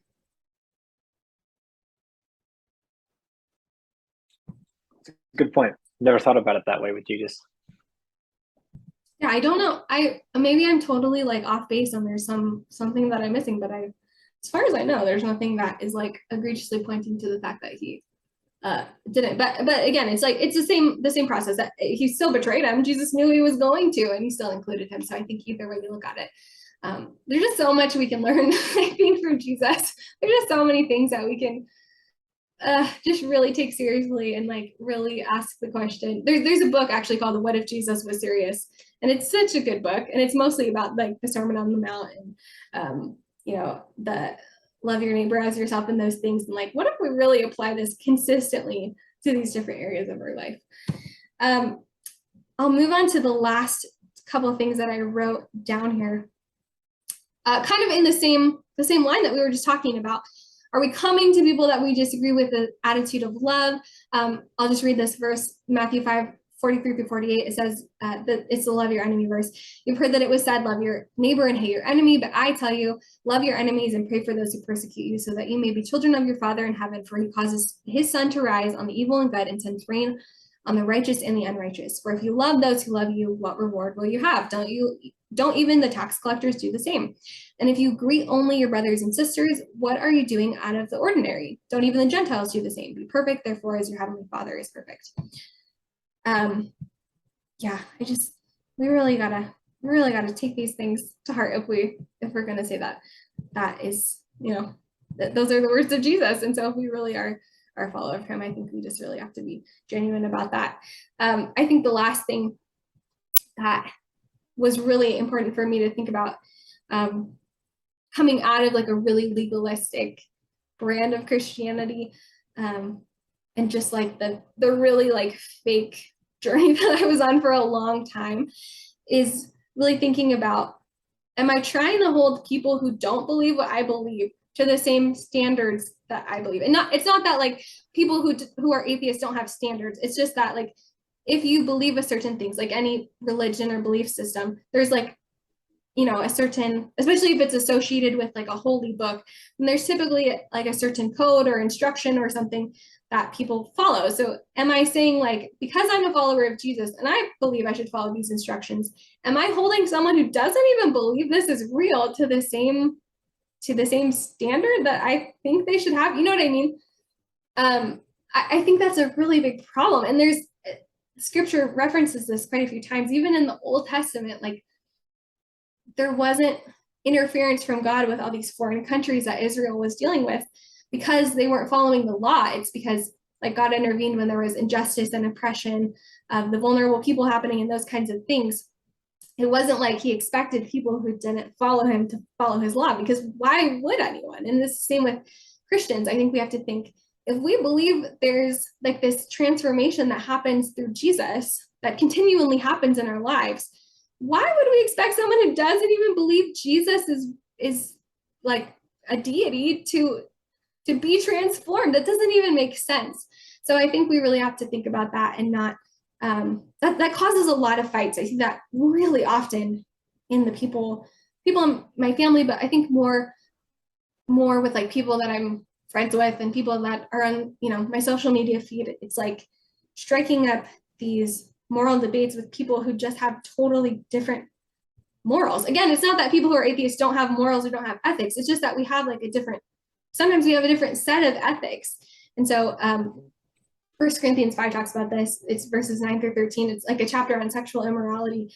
And Paul says, I wrote to you in a letter not to associate with sexually immoral people. I did not mean the immoral people of this world, or the greedy, or idolaters, or swindlers. Otherwise, you'd have to leave the world. But actually, I wrote to you not to associate with anyone who claims to be a brother or sister, so a Christian, and is sexually immoral or greedy, or an idolater, or verbally abusive, a drunkard, or a swindler. Don't even eat with such a person. For what business is it of mine to judge outsiders?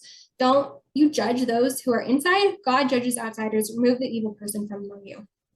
So I think we really have to be careful, because it's like, if you want to leave all of the people who disagree with you, you're going to have to move to Mars or an island somewhere, because it's just not possible.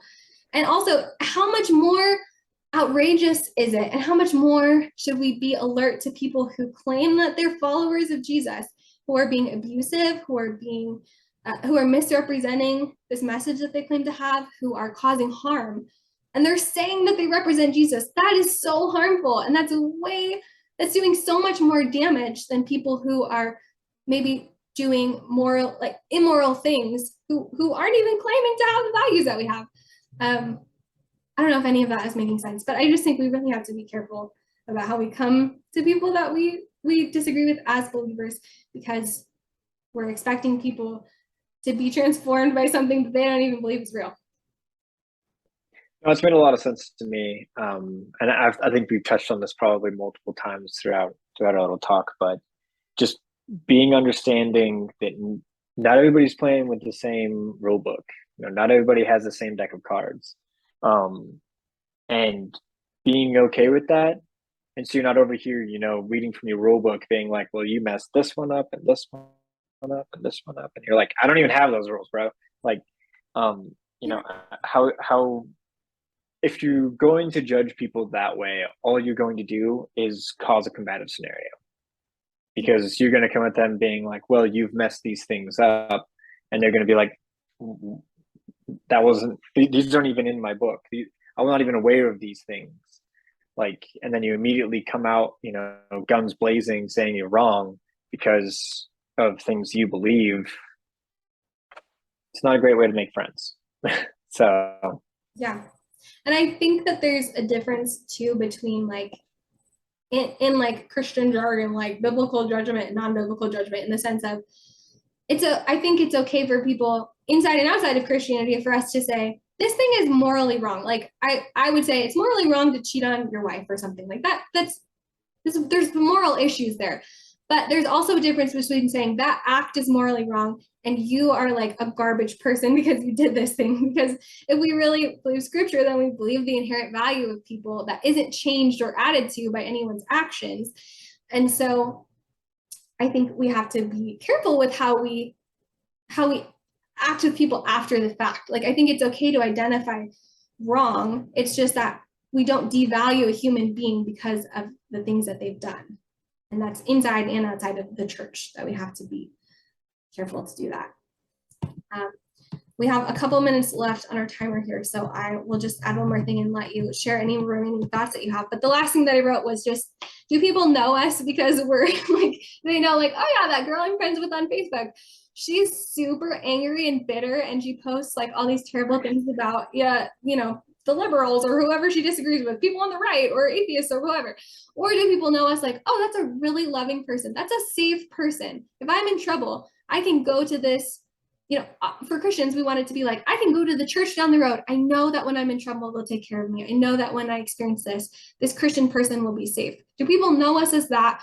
Or do they know us as like the harsh, angry people who aren't going to be open and helpful when they really need help? And John 13:34-35 says, I give you a new command, love one another, just as I have loved you. You are also to love one another. By this, everyone will know that you are my disciples if you love one another. So we just, man, as Christians, like I said, it's not that I want to like rain on all of our parades and say that we're the worst. I don't think that. And I don't want to join all of the bad Christians and the good Christians and all these people who do bad things in together. Same with atheists. It's just that I think we want the church to be healthy, and that is why we have to identify what's wrong and really work on it so that we can be better and be more productive and be proactive about being that, about being helpful and letting people know that we're safe people to come to. So I'll leave it to you if you have any other things to add or any other thoughts before we wrap up.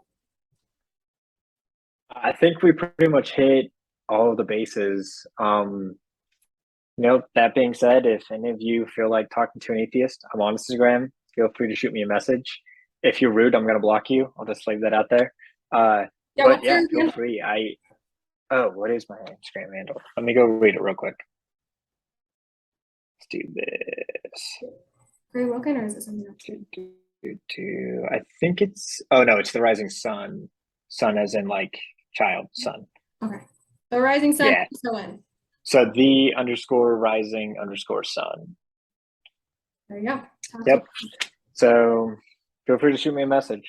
But yeah, I think that kind of sums up all the thoughts that I had. And I really do appreciate the time to talk and actually have dialogue about, the whole religious stuff, and being able to kind of hopefully break people, not just Christians, but people out of their shells to be able to engage with one another, even if it's uncomfortable and it's not the same thing you think, because it's healthy, and it's healthy to get that diverse thought. So yeah, definitely. Thank you so much. You're very gracious towards Christians and people who don't share your beliefs. So thank you for that, and just for having good open conversation and being able to have like, I feel like it was productive and good. So go have a conversation with Gray on Instagram. I think that's it. That was good. Great. Thanks, Carlie. Yeah, thank you.